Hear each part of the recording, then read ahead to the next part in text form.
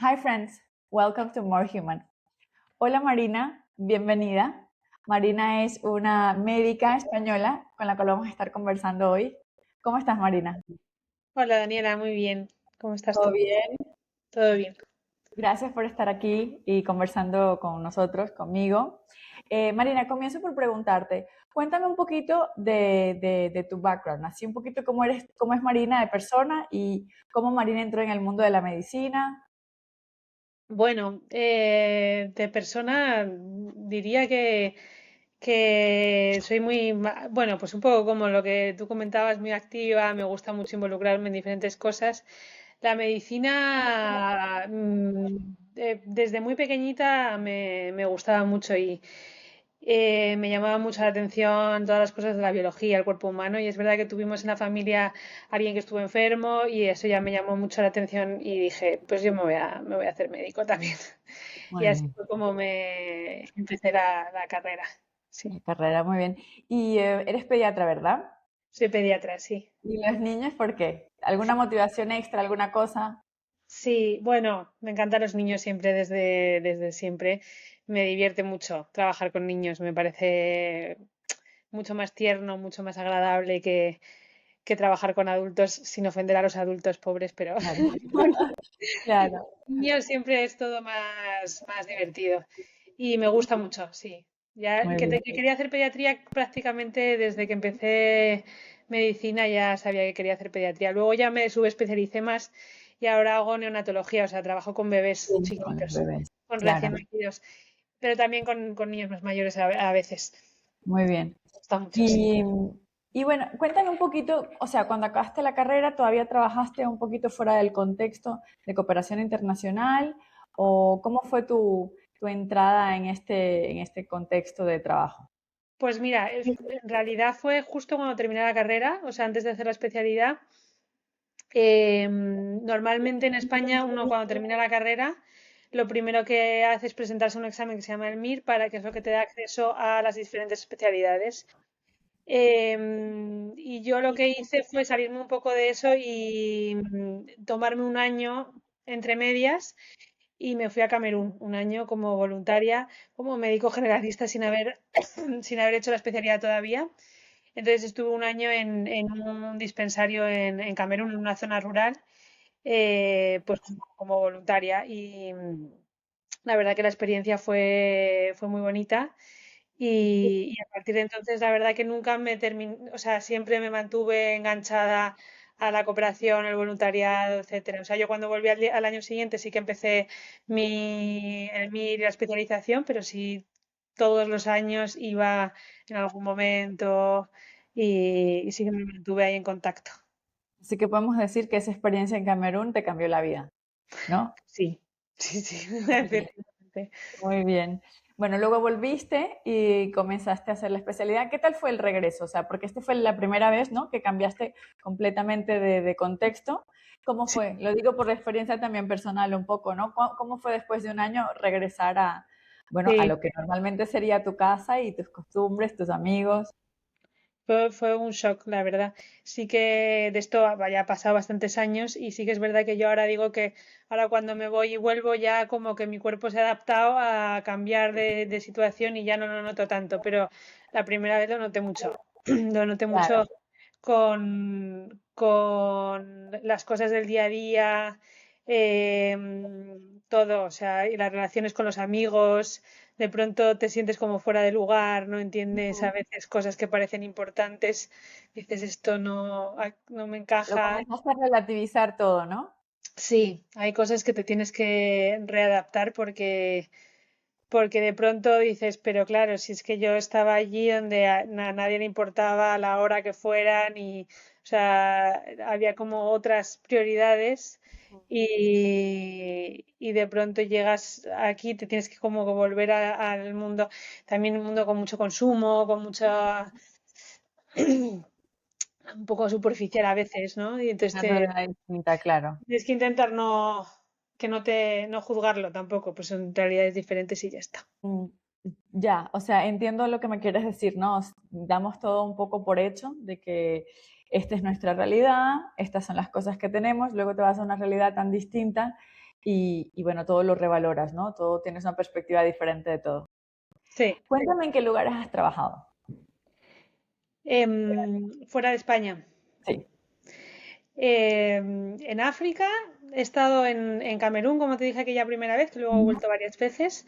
He estado en Uganda, en Costa de Marfil, todo esto como voluntaria. Y luego trabajando con Médicos Sin Fronteras estuve en Sudán del Sur Ok. y estuve en Yemen también. Luego también hice una época de la de subespecialización, la hice en Canadá. Pero vamos, eso ya fue Una experiencia distinta también. intentar, sí, pero sí. Muy bien. Y como médica, ¿qué retos, o sea, cuando trabajas en estos contextos que es distinta, ¿no? Un poco la medicina que se practica, las patologías que se ven, las enfermedades que se ven, son un poco diferentes a lo que vemos todos los días en España.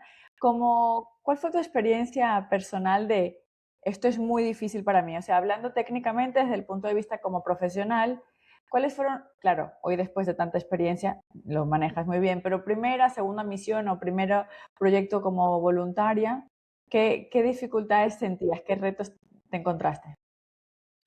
Bueno, muchos, ¿no? Pero sí que es verdad que, por ejemplo, uno aquí, pues aquí en España prácticamente que se muera un niño es una cosa Sí. muy, muy, muy, muy, muy frecuente y pasa pues ya en determinadas situaciones muy límite, las cuales ya sabes que no puedes hacer nada. Y allí no, allí a veces se mueren niños que se podrían haber salvado con algún medio, que a veces son medios pequeñitos y te das cuenta de que no los tienes y no puedes hacer nada y a veces es simplemente que lo trajeron tarde. O sea, que llegó, si hubiera llegado unas horas antes, podrías haberlo rehidratado, transfundido, haber hecho algo y el niño hubiera salido adelante. Pero lo trajeron tarde porque, pues, o porque viven lejos, o porque no tienen dinero, o porque no saben identificar la Ujú. necesidad, o miles de motivos, y eso cuesta mucho al principio. Y aparte te sientes como muy solo porque estás, o sea, como tú lo ves como una tragedia terrible, como dices, ¿cómo puede ser que este niño se vaya a morir porque no me lo hayan traído 2 horas antes? Y en cambio allí la gente pues está acostumbrada a que esto pues son cosas que pasan y Normalizado. siguen adelante. Y entonces tú al principio estás ahí como diciendo, pero es que no lo veis. O sea, pero claro, el que no lo ve, es que, o sea, el que no ve el big picture, como se dice, ¿no? Eres Sí, tú, porque tú eres el que claro, acaba de llegar, pero bueno, te cuesta mucho al principio, sí. claro. Y, y bueno, ¿y cómo es un día a día normal en uno de estos proyectos, en una misión?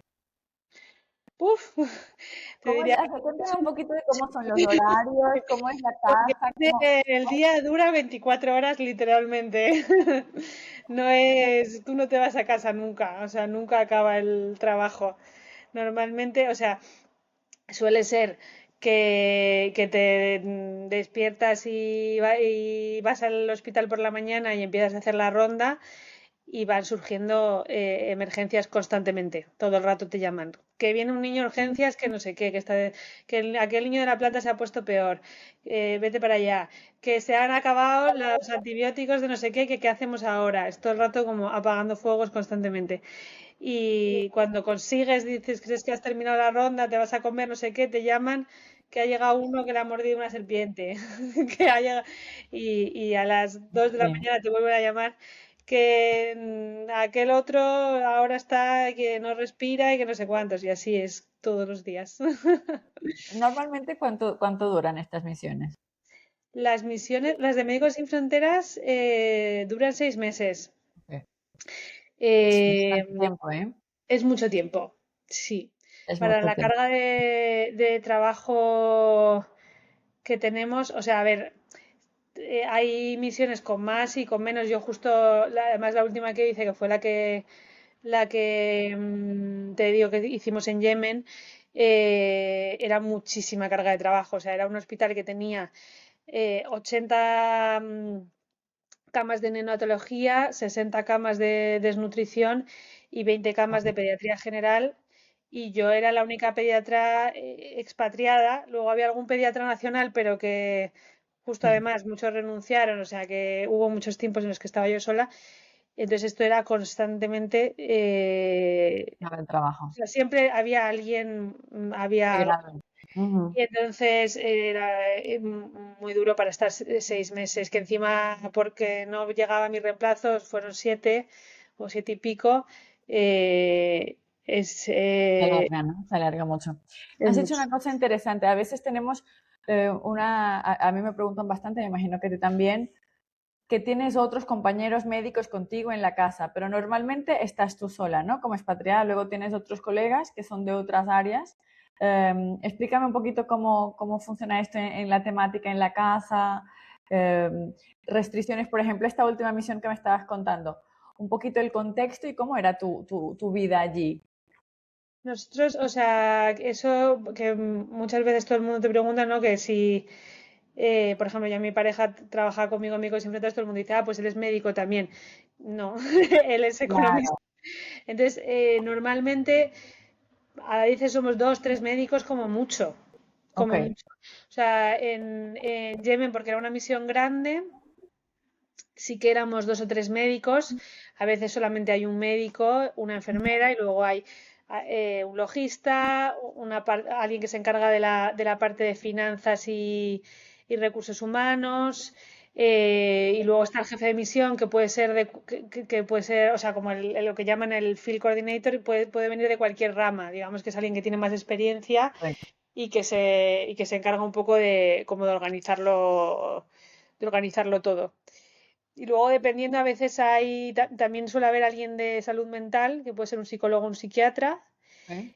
Y luego a veces hay alguien especializado en agua y saneamiento, por ejemplo. O sea, dependiendo de la misión, puede haber gente especializada en diferentes cosas. Dependiendo de las necesidades del Sí. proyecto, ¿no?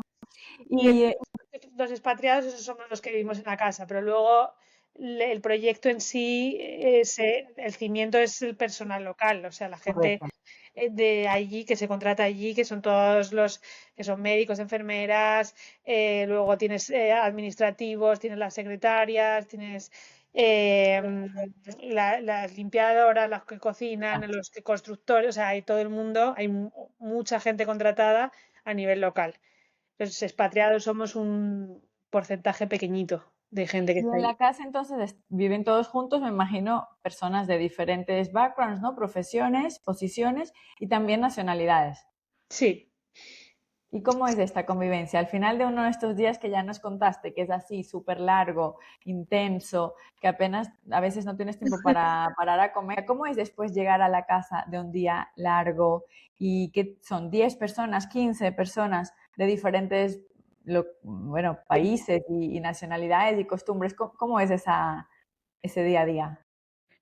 pues la verdad que la casa hace mucho y es importante tener buena, o sea, es lo que si estás bien en la casa, pues es lo que te va a dar un poco de relax y no siempre pasa, y pueden pasar mil cosas, como son gente de cada lugar del mundo y gente que no se conoce de nada y se juntan todos en una casa, que ello es como la casa de Gran Hermano, solo faltan las cámaras.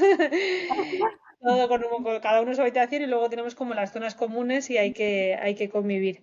Y si tienes suerte y tienes un buen equipo, pues puedes llegar a casa y sentirte a gusto y juegas a las cartas y cenas con tus compañeros y hablas del día y normalmente sueles estar a gusto y estar bien. Yo la Bueno, verdad que no he tenido mala suerte, pero sí que es verdad que hay gente que a veces te cuenta a veces que estás en alguna casa en la que cada uno se encierra en su habitación, se pone una película y nadie habla con nadie y eso se hace más duro, obviamente. Pero yo he tenido mucha suerte con los equipos que me han tocado. Siempre me ha tocado gente con la que llegabas, estabas deseando llegar a casa y sentarte en la zona común y ponerte a charlar y a desahogarte y ya qué está. bien que has tenido esa suerte, qué bien. Sí, sí, Me sí. alegro. Dime una cosa, lo que siempre, no, siempre te preguntan también, seguramente. ¿Qué comes? ¿Dónde te bañas? ¿Cómo te depilas? ¿Cuáles son las dificultades o sea, que estamos acostumbrados a que todo está listo y tenemos tantas opciones cuando estamos en casa, ¿no? Cuando estás en España. Luego, cuando estás en el terreno, ¿cuáles son las cosas que te cuestan más o que extrañas más de casa?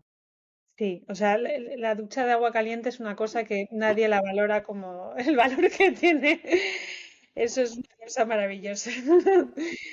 Y el tener, y la higiene, el tener, que nosotros aquí estamos acostumbrados a que todo está limpio, todo está bien. Eh, yo en Yemen, por ejemplo, tuvimos muchos problemas con el agua me enfermé varias veces con, pues eso, problemas digestivos y casi todos los de la casa nos enfermamos en algún momento porque costaba mucho mantener las condiciones del agua. Eso también te mina la moral, porque si además de toda la carga de trabajo que tienes, Luego te llegas a la estás... casa y tienes esto y luego estás enferma y te duele la barriga, ¿no? Sí, eso Duro. cuesta.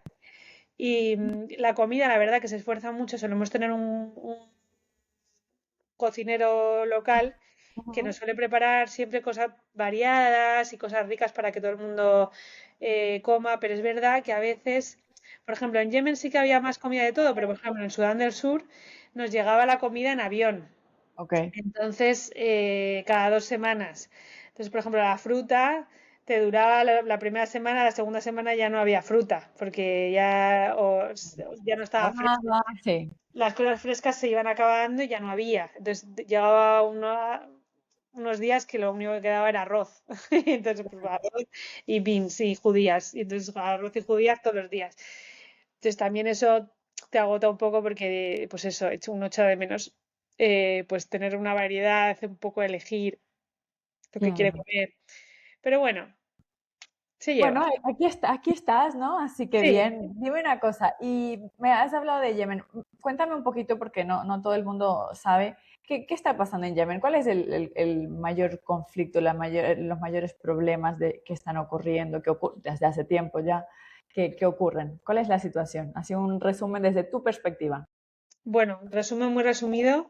Pero Yemen hace mucho, mucho, mucho tiempo estaba dividido en Yemen del Norte y Yemen del Sur, que Ujú. como mis padres cuando lo estudiaban en el colegio era Yemen del Norte y Yemen del Sur. Y hubo un momento en el que se unificó y se convirtió en Yemen.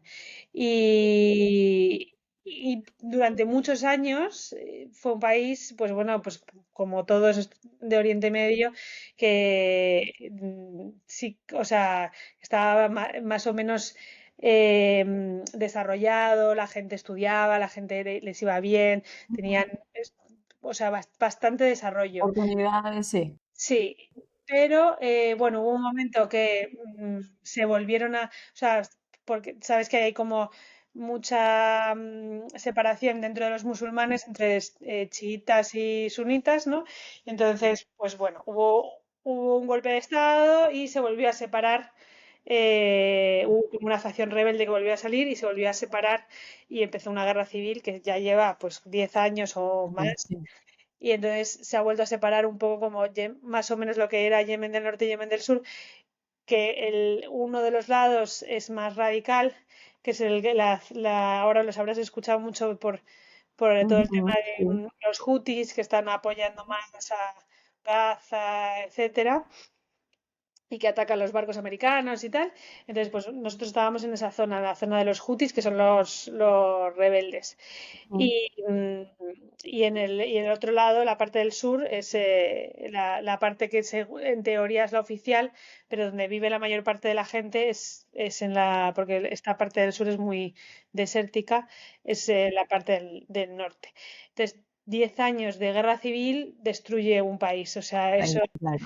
eh, los hospitales, que tenían hospitales con muchos recursos, tenían gente muy formada, eh, está todo destruido. Todo se fue perdiendo, ¿no? A Y lo largo. además, claro, o sea, todo lo que destruye la propia guerra de bombardeos, etcétera, y aparte de que mucha gente se va porque no ve que no tiene futuro y la gente pierde un poco la esperanza de construir cosas, porque dice, ¿para qué voy a construir si es que pasa mañana nos cae una bomba? Entonces, pues está como el país en un estado de stand-by en el que no...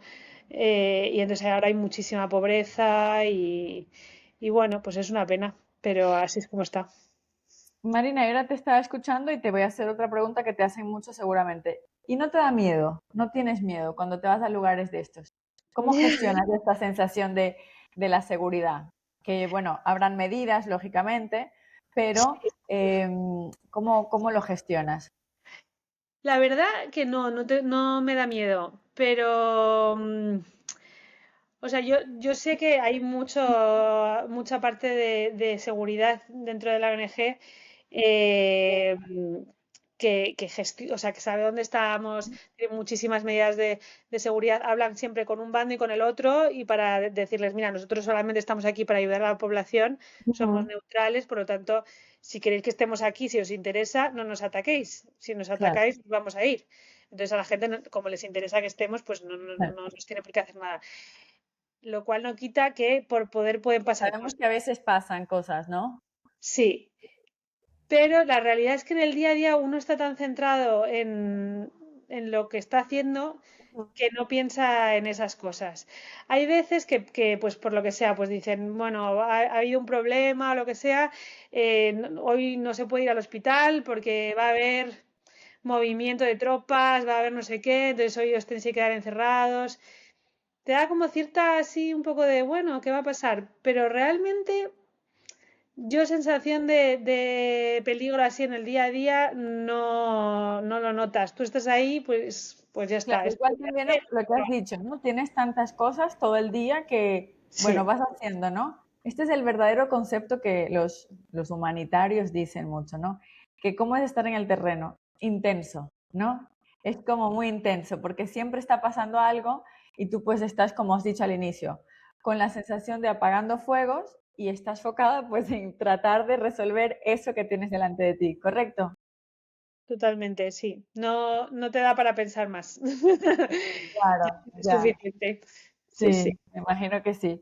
Y dime una cosa, Marina, ¿y cómo es o sea, tu vida personal, tu vida social? Porque a veces te toca trabajar en fiestas, te pierdes cumpleaños, te pierdes bodas de tus amigas. ¿Cómo ha sido? Porque llevas ya bastante tiempo trabajando en este contexto, has estado mucho tiempo fuera.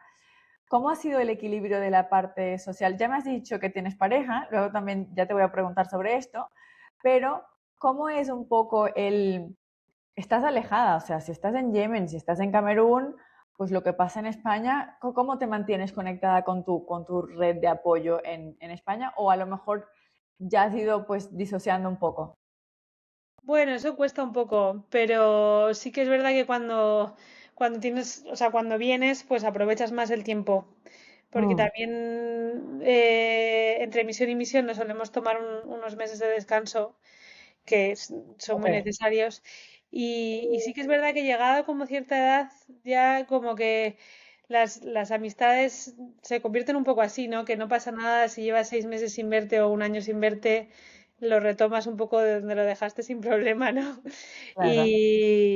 Y bueno, y te acostumbras a que cuando vuelves, pues a veces tienes que ser tú un poco el que inicie pues eso, llamar a la gente para quedar, tal, porque la gente a veces se olvida de que estás o que no estás. Claro, claro, están acostumbrados a que no estés, ¿no? Entonces tienes Exacto, un sí, poquito que recordar. Muy pero bien. no pasa nada. Sí, es verdad que es que a veces es diferente, no es lo mismo como el día a día Ujú. de estar en tu casa, pero se puede hacer. No, Y si te toca perderte, pues eso, una celebración, pues es lo que hay. pues es una pena, pero luego también vivimos cosas que Claro, nadie más tiene la oportunidad de vivir. claro. No, Eh, o sea, no puedes tenerlo todo, ¿no? Entonces es como, claro, esto le pasa a todo el mundo. ¿Y tu familia? ¿Cómo gestiona esto de que estés tanto tiempo fuera? Mi familia, pues pobres, se acostumbraron. Ya Al, no tratan más. al principio tratan de convencerte de que no y luego ya dicen esto es lo que hay. Muy bien, muy Sí. bien, muy bien. Bueno, entonces me estabas contando que tienes pareja. ¿Cómo es esto? ¿Es una pareja que tenías desde antes? ¿Es alguien que conociste allí? ¿Cómo ha sido? porque me imagino que mantener pareja con este ritmo de vida, que está 6 meses en un lugar, 6 meses en otro, Muy- también es complicado, ¿no? Sí, no, mi pareja, que nos hemos casado ya, porque es mi marido, eh, nos conocimos en mi primera misión en Sudán del Sur, en mi primera misión con Médicos Sin Fronteras. Sí. Y ella llevaba ya unas cuantas. Y Qué la, lindo, ¿no? Un amor de misión. sí, Pero me imagino que no todo fue fácil, ¿no? ¿Cómo lo gestionaron después de esto? Porque él es español también. no, él es argentino. Ok. Sí, entonces bueno, la verdad que a veces te parece que las cosas cuadran y te lanzas a la piscina y ya está. Muy bien. Pero porque realmente nosotros ni siquiera estábamos en la misma casa, él estaba en una ciudad, estábamos en el mismo país, pero él estaba en una ciudad y yo en otra. Ok. Estaba en la capital, en la que es donde está la parte de coordinación del proyecto, y yo estaba en el proyecto en sí, en el hospital. Pero coincidió que él tuvo que viajar varias veces a donde yo estaba y luego pues también nosotros los descansos los hacemos en la capital Mm.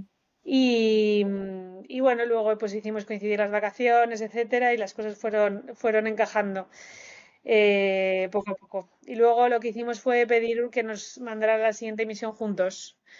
Ah, muy bien, muy bien. Bueno, me imagino que también fue un reto, ¿no?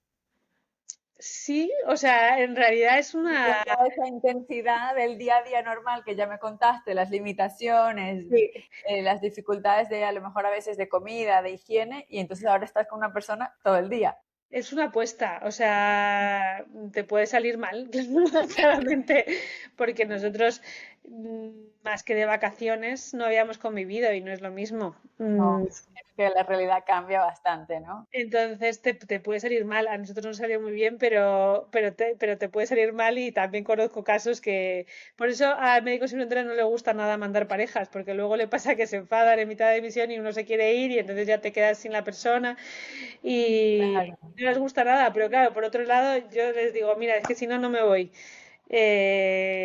Porque al final también tienes que poner tu vida en algún momento por delante, no puede ser todo lo que diga la No, misión. no, lógico. Bien, bueno, me alegro mucho que haya funcionado con ustedes.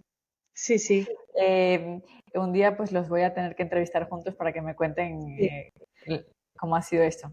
Ahora, de hecho, ya no estamos yendo de misiones, estamos en Madrid y porque estamos esperando un bebé, además. Así que Muy bien, felicidades. Eso te iba a preguntar. ¿Qué estás haciendo ahora? ¿Estás fuera de misiones? ¿Has decidido ya cambiar un poco lo que estás haciendo?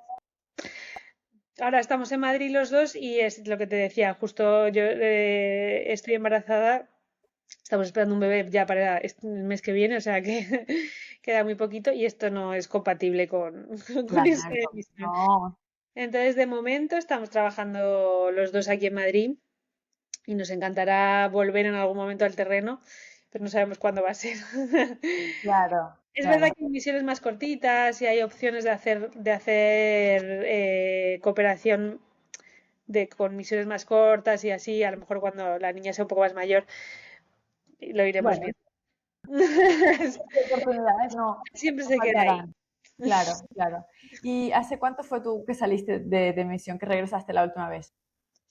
Pues volvimos hace 2 años ahora, sí. ¿Y qué tal ahora la adaptación? ¿Dirías que ya te has vuelto a adaptar a la vida de este lado?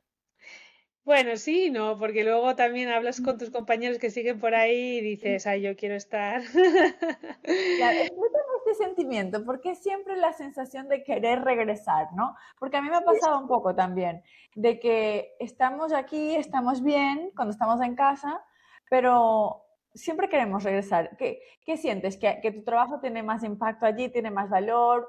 ¿Tú te conectas más? ¿Qué crees que es lo que pasa? Sí, es un poco de mezcla de todo esto, pero sí. Esa parte que dices de tu trabajo, es que tú te sientes muchísimo más imprescindible. Y al final eso a todo el mundo le gusta, claro.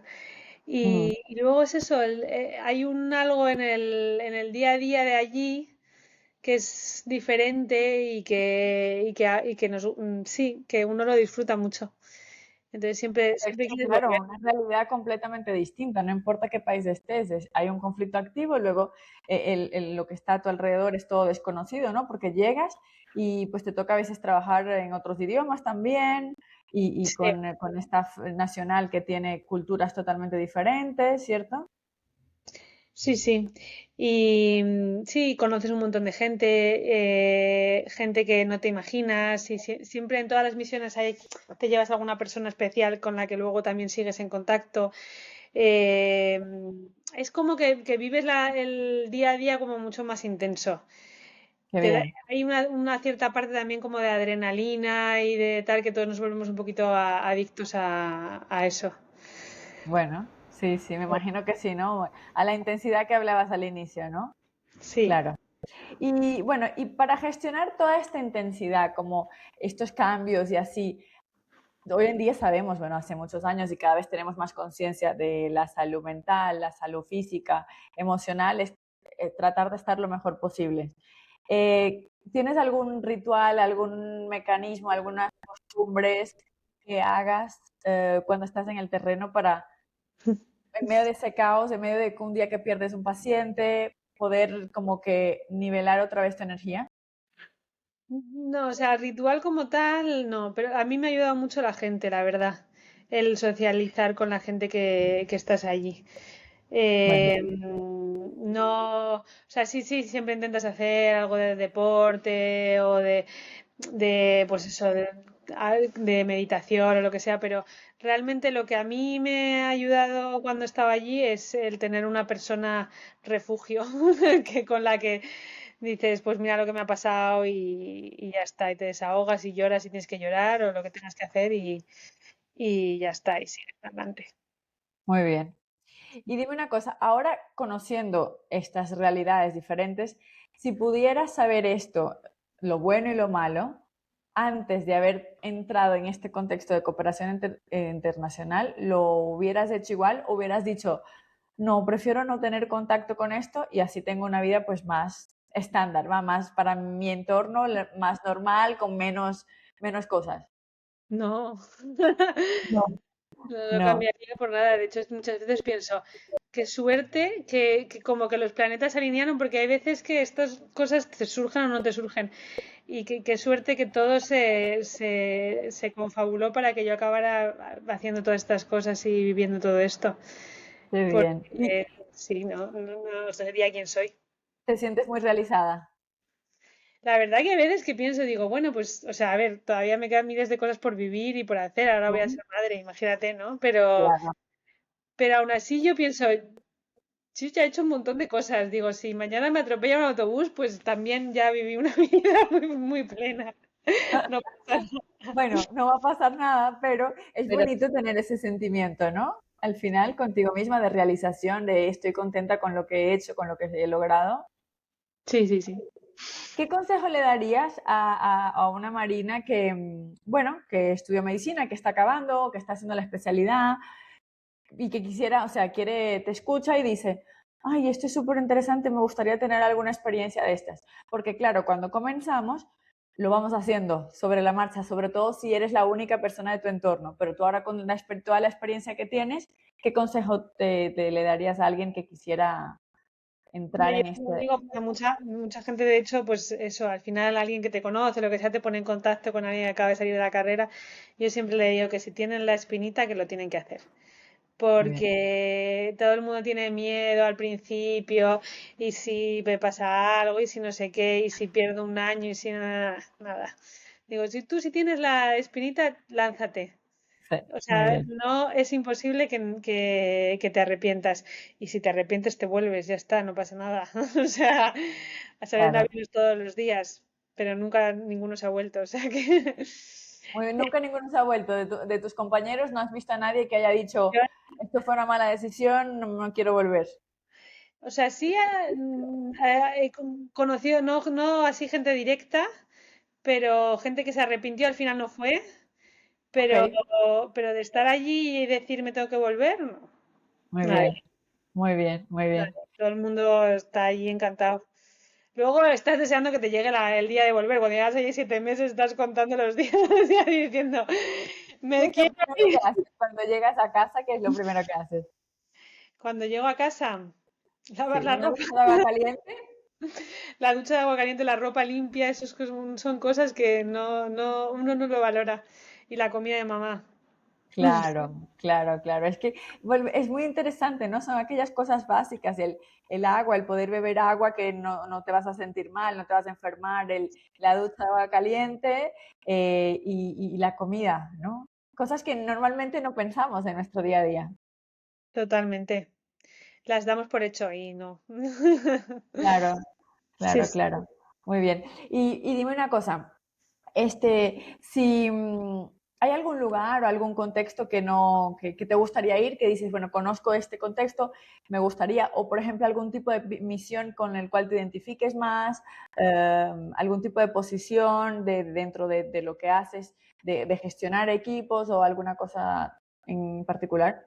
A mí la verdad es que me encanta el trabajo de pediatra y Ujú. eso yo siempre digo que el médico sin fronteras no lo tiene un poco minusvalorado, ¿no? Porque como que siempre te dicen, ¿no? Como que tienes que crecer a lo que llaman ellos como PMA, o sea, las cosas o sea, como Posiciones los de que dirigen gestión. los equipos.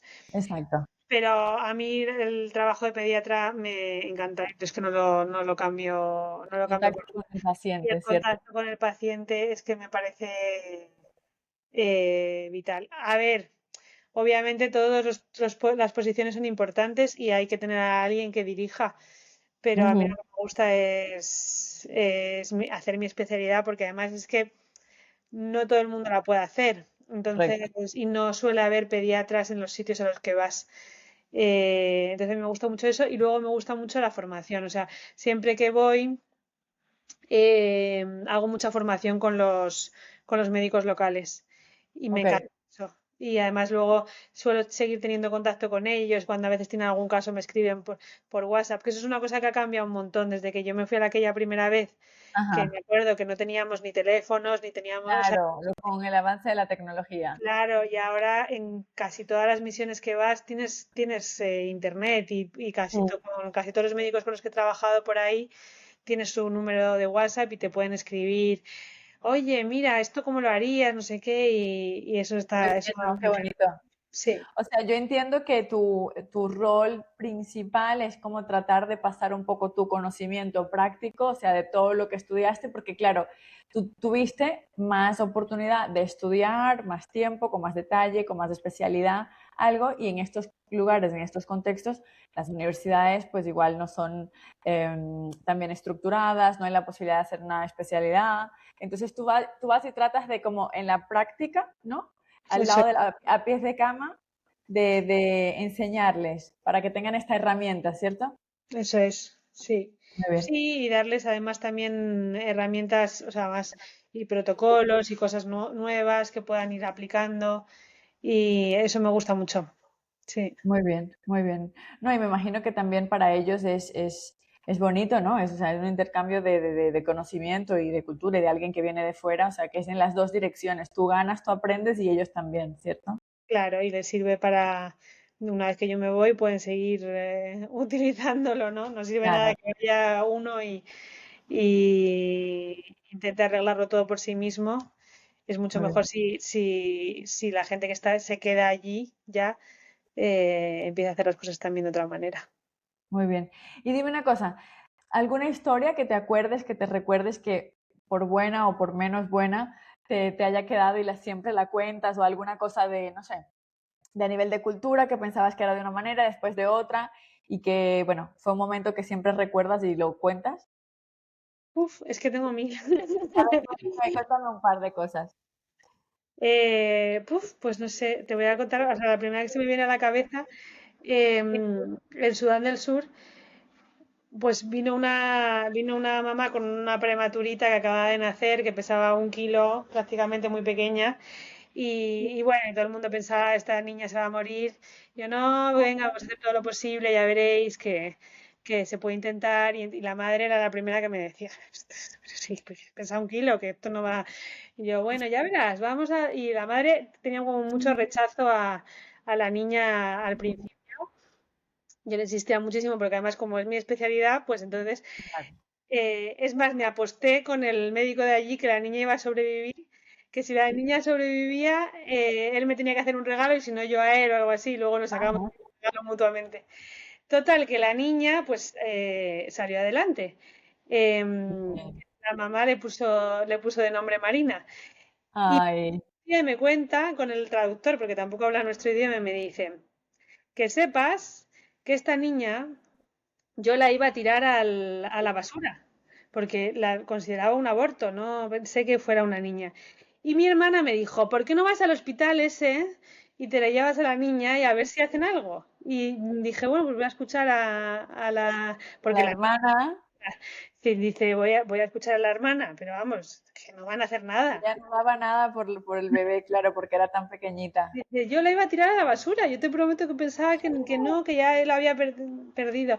Dice, y que sepas que aunque no damos nada por ella, mira, ahí gordita se fue para casa con 2 kilos y pico Qué y, bonito. y de hecho me la volví a traer cada mes o así para que la viera.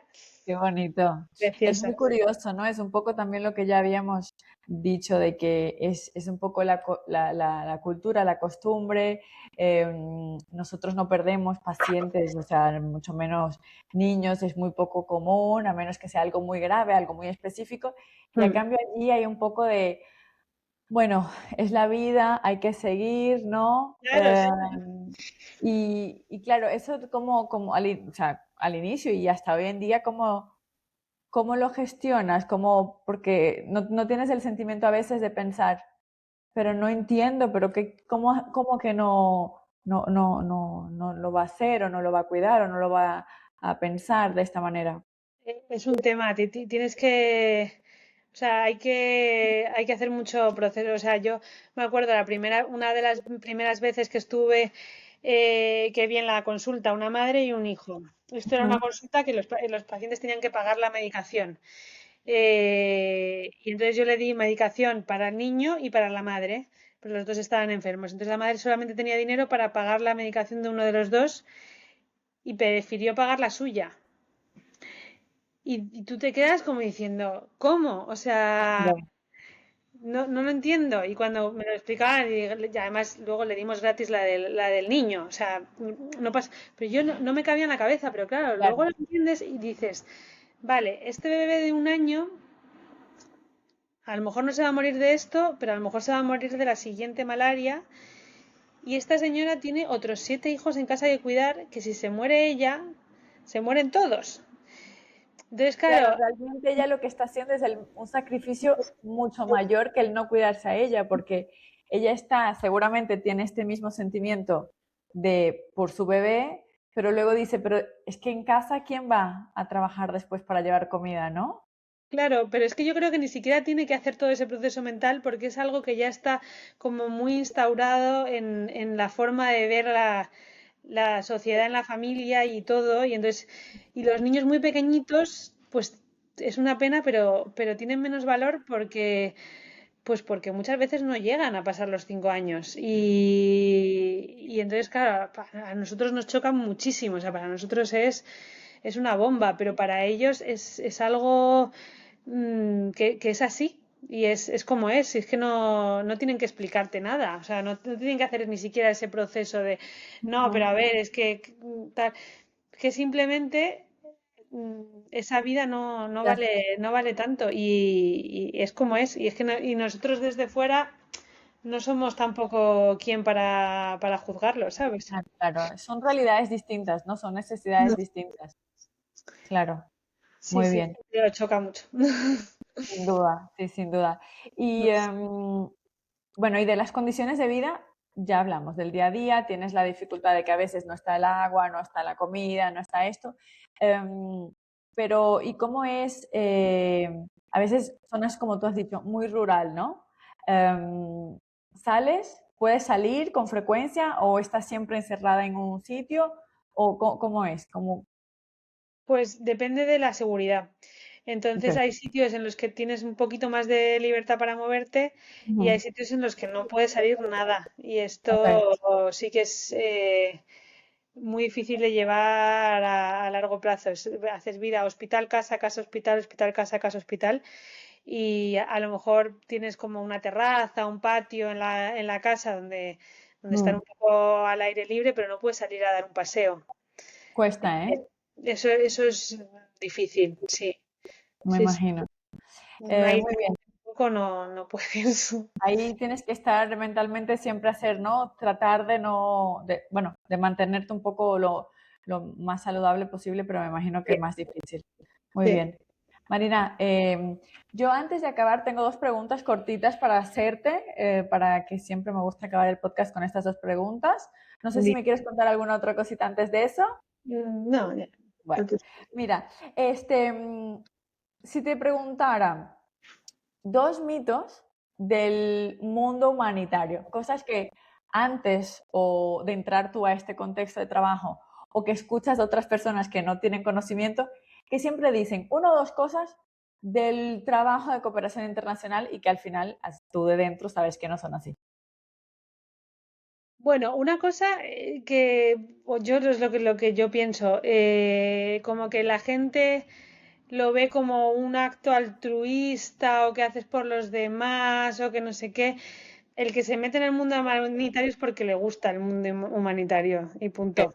Como ok, al que le gusta la arquitectura, hace edificios. O sea, perfecto, entonces, si lo haces es porque te gusta. Si no te gustara, no lo harías y ya está. muy bien. Eso es una de las cosas que yo veo, que no es algo que tú hagas por los demás, lo haces porque te gusta y Es muy cierto esto, hay mucha tendencia de, bueno, te dedicas a esto, eres un mártir. Y al final te gusta, ¿no? Te gusta, lo disfrutas. Claro que como todos, tienes días buenos y menos buenos, pero te sí. gusta. Esa es la Todo principal el mundo motivación. vale para esto, pero tampoco todo el mundo vale para vender acciones. Yo no valgo para vender Correcto, acciones o lo que se haga esa gente. correcto. Muy Pues bien, eso, cada muy uno vale bien. para lo que vale. ¿Algún Para otro mí mito es que se te ese ocurra? el mito. Y luego, no sé, la verdad, Muy ahora bien, no sé, ese es el que se me ha ocurrido. no pasa nada. Mira, entonces la otra pregunta es, si tuvieras que decir una lección que trabajar en este contexto te ha enseñado, ¿cuál sería? Puede ser en una palabra, en una frase. Una lección. O sea, yo creo que lo más es a valorar la vida que tenemos, las oportunidades que tenemos. O sea, nosotros tenemos una libertad impresionante que en el resto del mundo no existe. Yo siempre, o sea, eso, cada vez que tienes una conversación con alguien y te dice, no, porque todas las mujeres paren con epidural, por ejemplo. Y yo le digo, no, todas las mujeres que tú conoces, la mayoría de las Claro. mujeres no paren con epidural. Y así con todo, o sea, ¿no? Como que la gente piensa como que nuestro mundo, el mundo es lo que Ujú. nosotros conocemos y para nada. O Hay sea, más realidades. más realidades son mucho más grandes en Ujú, volumen ujú. de la gente que vive en una realidad completamente diferente a la nuestra que la que vive en nuestra realidad. Entonces, no, o sea, tu mundo es este, pero esto es una cosa pequeñita. El mundo es muchísimo más grande. Claro, Sí. muy bien. No, no, me imagino, y me imagino que tú también habrás una parte de ti que tú has notado que después de estas experiencias, pues que ha cambiado, ¿no? Que dices, igual la Marina de hace 10 años hubiera hecho esto, hubiera dicho esto, y hoy en día lo haces diferente, tienes una opción, o sea, una actitud diferente de acuerdo a determinada situación.